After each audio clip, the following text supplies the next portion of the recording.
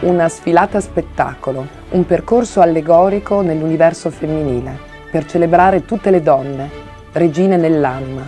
È per questo che ho voluto sul palco le mie sarte, le mie vere regine nell'anima, testimonianza di una tradizione sartoriale veneziana.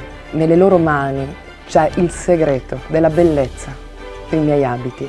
Grazie a Venice Fashion Week, che quest'anno ha voluto portare in auge il valore della sustainable fashion, della moda sostenibile. Importante la creatività, importante le attività produttive veneziane per proiettare la nostra Venezia nel futuro.